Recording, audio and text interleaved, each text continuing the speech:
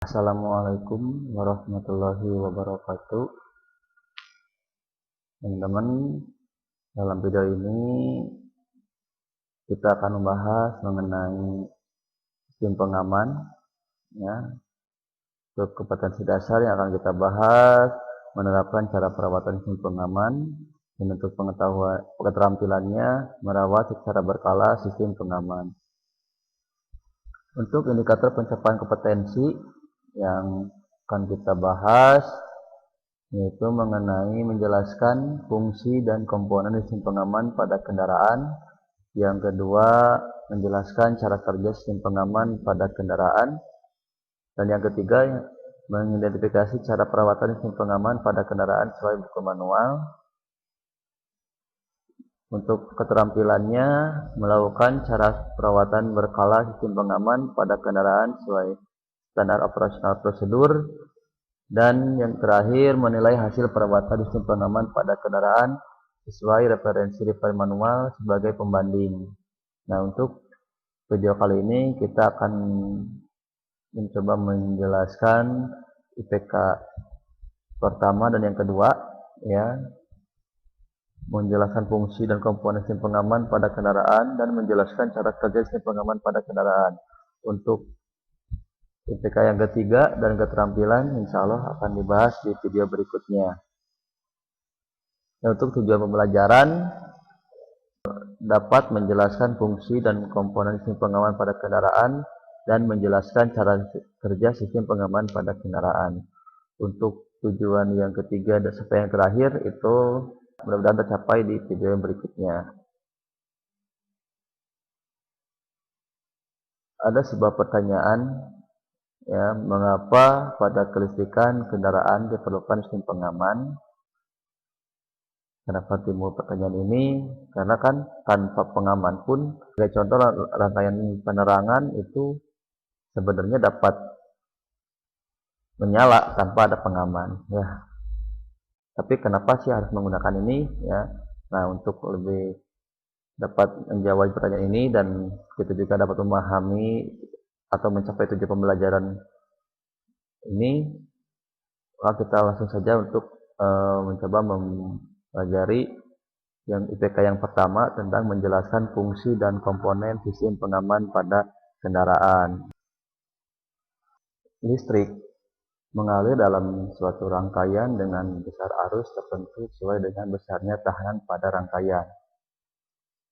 Penghantar atau kabel mempunyai kemampuan tertentu dalam mengalirkan listrik seperti yang kita telah pelajari di dalam video yang dedikatif itu tentang sistem kelistrikan, ya, bahwa kabel itu mempunyai kemampuan yang berbeda tiap jenis kabelnya dan ukuran kabel dari konduktor tersebut, ya. Nah, apabila arusnya mengalir melebihi dari kemampuan kabel tersebut, maka kabel itu akan terbakar karena panas akibat dari energi listrik yang berlebihan. Nah, kelebihan arus ini dapat diakibatkan mulai dari hubungan singkat atau kelebihan beban dan lain-lain. Nah, kenapa bisa terbakar kabel kelebihan arus? Karena dari adanya listrik tersebut akan ada timbul beberapa kejadian, diantaranya ada timbul elektromagnetik, ada juga yang timbul dari situ akan timbul reaksi kimia dan ada pembangkitan panas. Nah, dari timbulnya panas ini itu timbul dari adanya arus yang melewati dari tahanan tersebut. Apabila arus yang melebihi dari kemampuan kabel atau kemampuan dari penghantar, ya, itu akan menimbulkan panas. Nah, panas yang terjadi apabila arus yang melewati itu masih di bawah kemampuan kabel, maka itu tidak akan berpengaruh. Tetapi apabila arus yang melebihi itu melebihi kemampuan kabel, maka panas tersebut akan merusak dari kabel tersebut. Maka untuk menghindari kerusakan tersebut digunakan pengaman kelistrikan, karena pengaman kelistrikan ini itu untuk mencegah terjadinya kerusakan pada rangkaian tersebut akibat dari kelebihan arus, ya. Maka pada rangkaian kelistrikan harus atau dilengkapi dengan pengaman kelistrikan. Nah, komponen-komponennya yang itu yang pertama ini gambar fuse atau kita biasa sebutnya sikring. Istilah sikring ini ada sebuah angka di mana angka ini adalah syarat dari arus maksimal yang boleh melewati sikring tersebut atau rangkaian tersebut, ya. Dan ini sikring ini fungsinya untuk mencegah rusaknya komponen-komponen simple listrikan, baik itu kabelnya maupun komponen-komponen atau work device yang bekerja membutuhkan listrik tersebut, ya.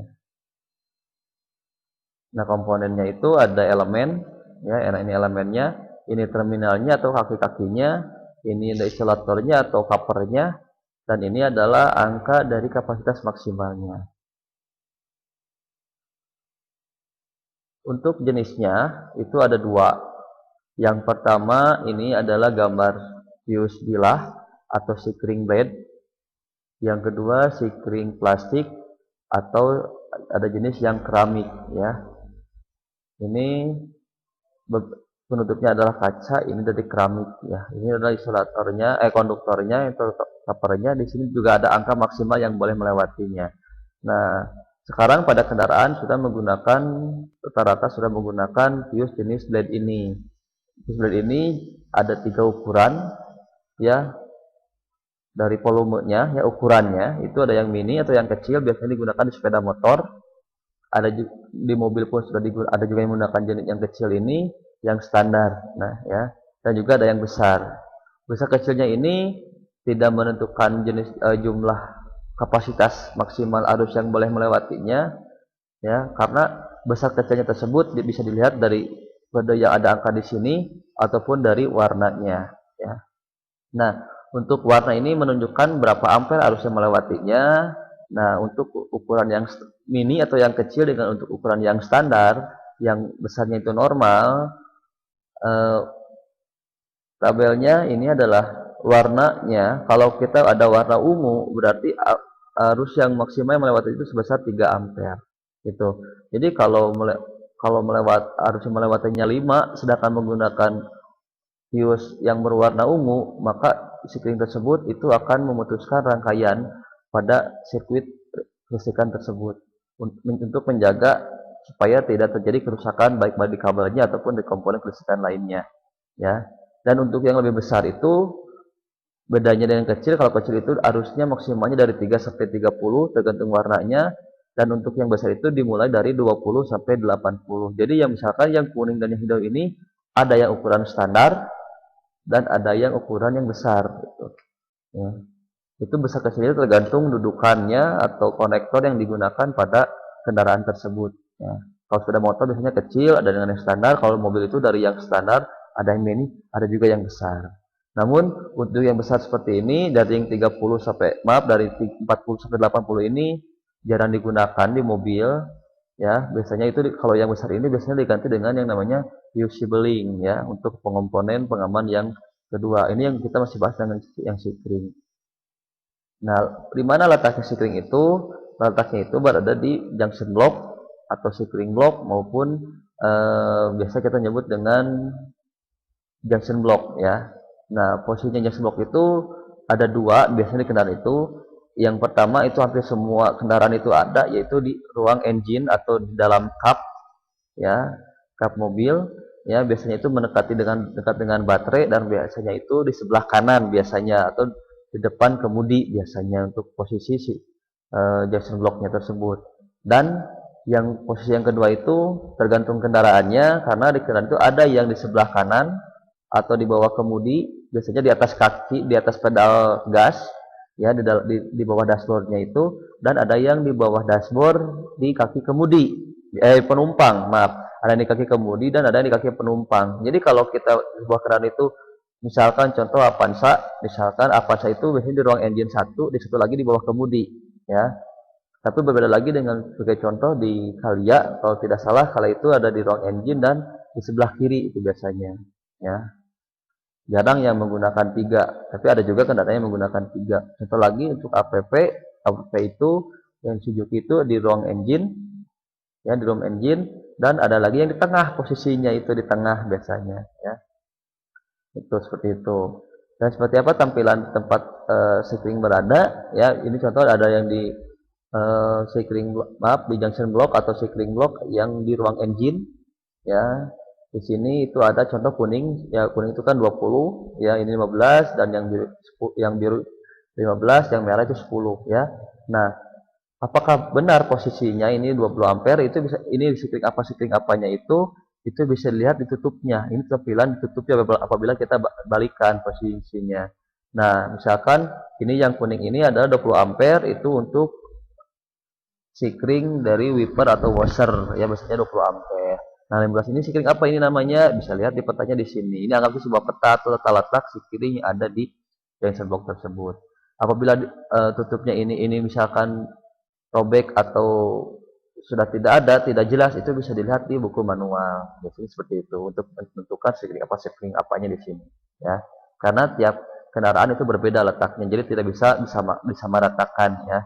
Jadi kita tidak bisa menentukan 20 ampere ini untuk woofer washer, tidak, ya. Kita tetap harus kembali lagi melihat di buku manual atau ditutup sekring block ini, yang untuk lebih simpelnya. Selanjutnya cara kerjanya itu, ini ada dua, kita untuk penggambaran kalian bagaimana cara kerjanya. Yang pertama saat arus normal, seperti dilihat di tabel sebelumnya, untuk sekring atau fuse yang warna biru itu kan sebesar 15 ampere. Sebagai contoh, digunakan untuk sistem penerangan, arus yang melewatinya itu karena diperbolehkan itu maksimal 15 ampere karena kita menggunakan contohnya sekring yang warna biru. Nah, apabila arus yang melewatinya 13 ampere, karena 13 itu di bawah 15, maka arus itu bisa melewati sekring ini dengan baik, sehingga lampu bisa menyala.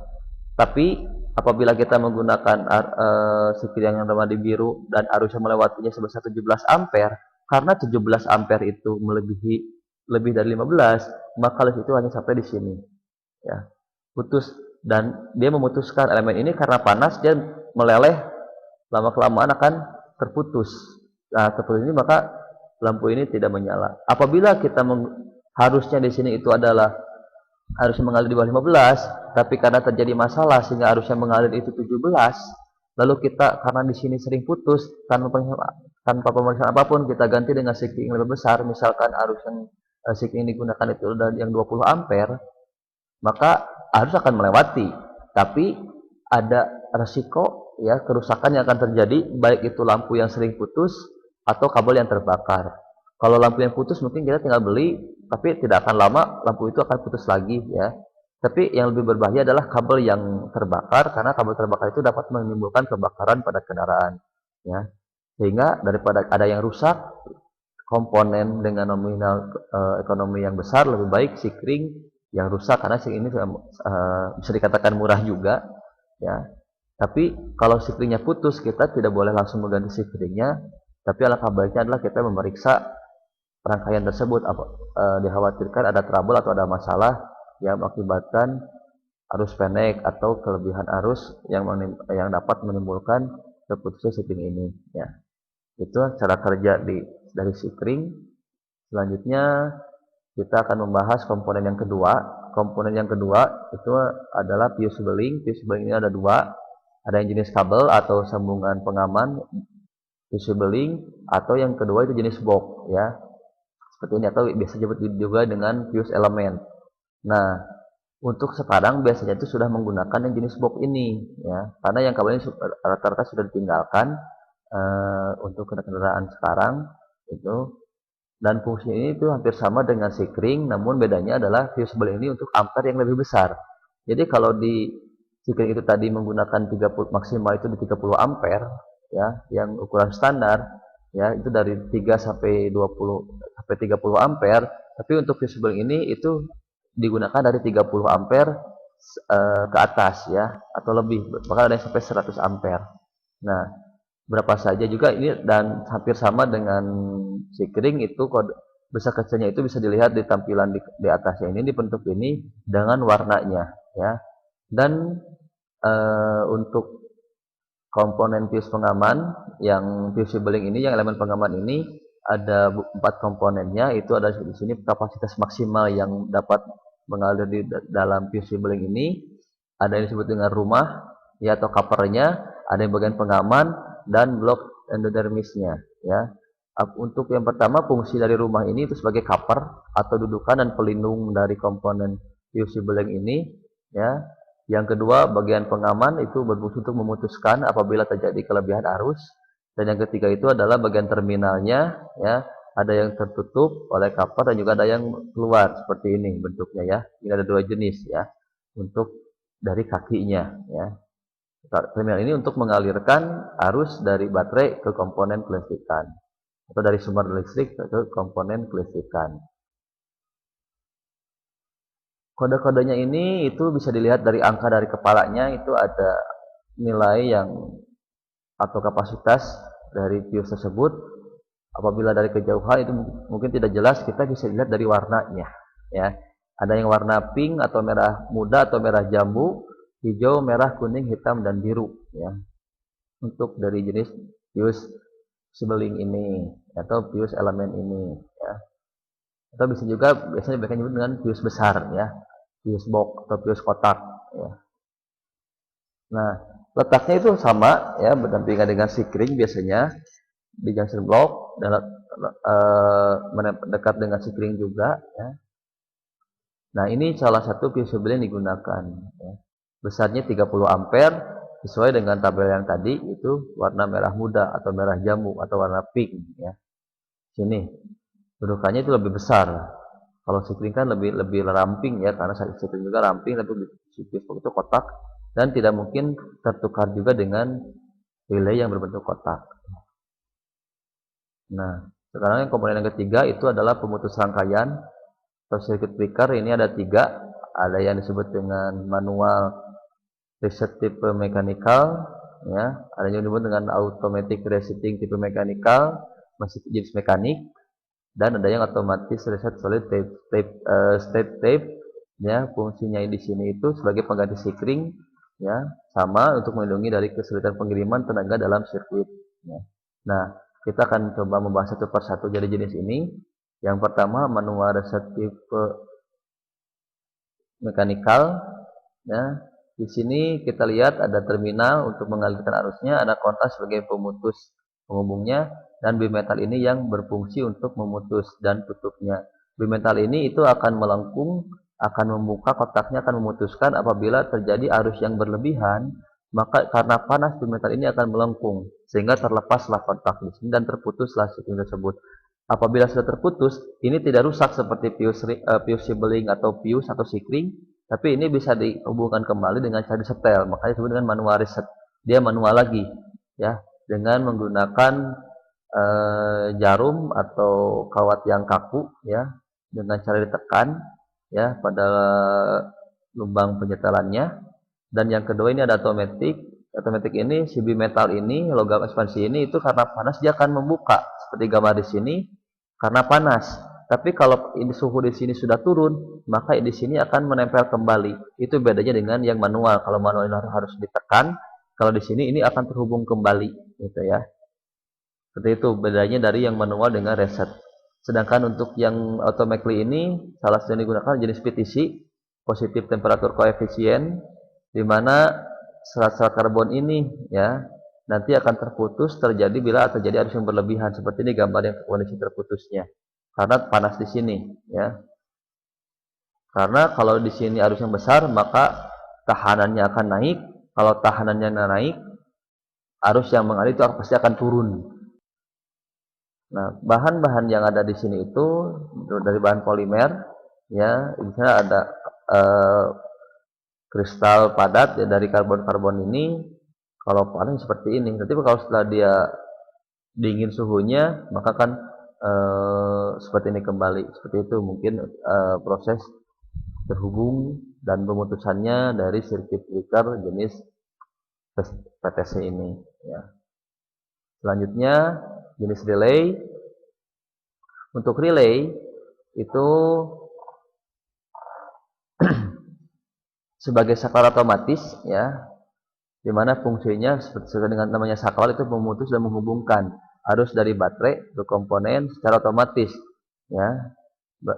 Ada 2 jenis yang digunakan, itu jenis elektromagnetik seperti pada gambar, dan ada jenis relay transistor. Nah, untuk di kendaraan ringan biasanya menggunakan relay jenis elektromagnetik dengan jenisnya itu ada dua, tipe Plunyer dan tipe Engsel.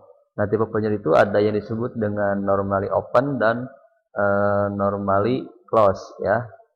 Nah, untuk Plunyer itu biasanya menggunakan 4 kaki. Untuk posisinya apabila nomor 1, nomor 2 ini dialiri arus listrik ya, sehingga timbul kemagnetan di sini, maka akan menarik supaya terhubung. Nah, apa yang disebut dengan normally close? Normally close ini sebelum si lilitan ini dialiri listrik oleh baterai, maka kondisi dari baterai ke komponen itu terhubung. Tapi kalau ini dialiri listrik, maka ini akan melepas, terputus. Ya, berbeda dengan yang namanya open. Normal open ini posisi sebelum dialiri listrik, maka dia akan terputus seperti ini. Tapi saat dikasih listrik, si lilitan ini karena timbul elektromagnetik, maka dia akan menarik sehingga terhubung. Ini biasanya yang digunakan di kendaraan ringan, di sistem penerangan biasanya menggunakan yang jenis normally open. Jadi pada saat lilitan ini dinyalakan oleh saklar lampu, ini menyala atau ini teraliri listrik, maka akan menarik sehingga dari baterai itu langsung ke lampu. Ya, dan melalui relay langsung ke lampu. Lampu itu bisa menyala, itu saklar otomatisnya. Ya. Dan tipe-tipe engsel ini biasanya hanya untuk mengganti aliran listriknya. Jadi kalau dalam posisi ini tanpa aliran listrik, maka listrik mengalir ini ke atas. Pada saat dialiri listrik, maka si ini engsel ini akan turun ke bawah, ke yang sebelah sini. Jadi arus yang mengalir itu bukan ke atas tapi yang ke tengah seperti ini. Seperti itu untuk cara kerja dari relay tipe engsel. Selanjutnya apabila ada sebuah sirkuit yang tidak menggunakan relay, ya, maka sirkuit itu akan menjadi lebih panjang. Misalkan di sirkuit penerangan itu dari baterai ke switch penerangan, dari switch penerangan itu ke sikring atau langsung ke lampu, ya, maka di sini akan timbul turunnya voltase apabila dari saklar ini atau dari baterai atau dari switch sampai ke lampu itu panjang, maka dari maka karena panjangnya itu terjadi tekanan dalam kabel sehingga voltase bisa turun ya.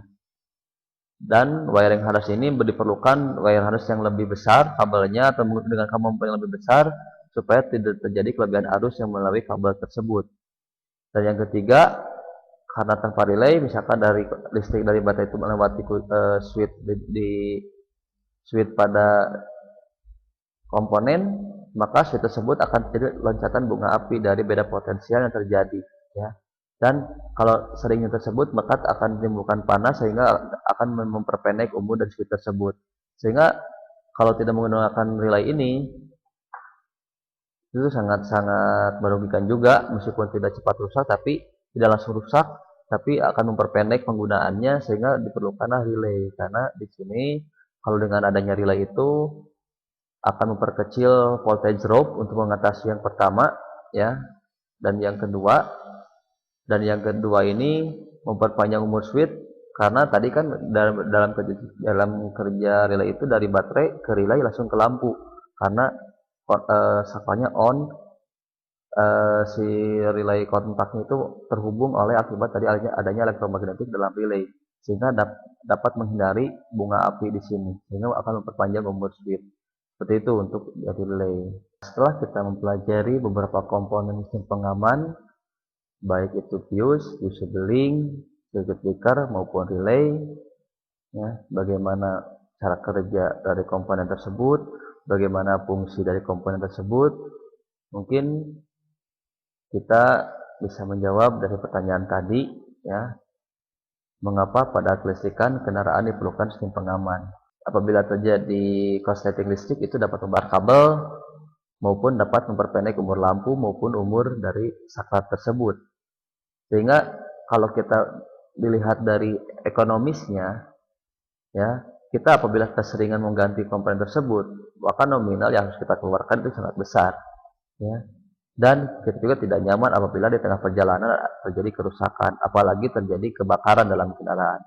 Sehingga untuk keamanan kita, untuk keamanan kendaraan kita juga, dan pendeknya biaya perawatan yang harus dikeluarkan dari kerusakan komponen akibat dari korsleting ataupun dari arus yang berlebihan tersebut, Sehingga perlu yang namanya sistem pengaman dalam sebuah rangkaian kelistrikan untuk menjaga atau menjamin keselamatan baik kendaraan maupun keselamatan kita sebagai pengguna kendaraan. Ya. Mungkin untuk video kali ini dicukupkan sekian. Mudah-mudahan bermanfaat bagi kita semua, khususnya bagi untuk siswa-siswi SMK yang teknik kendaraan ringan untuk mempelajari salah satu materi dalam mata pelajaran pemeliharaan kelistrikan kendaraan ringan otomotif, maupun kita semua yang sedang mencoba untuk mempelajari teknik otomotif khususnya dalam sistem kelistrikan. Ya, terima kasih telah menyaksikan video ini. Wassalamualaikum warahmatullahi wabarakatuh.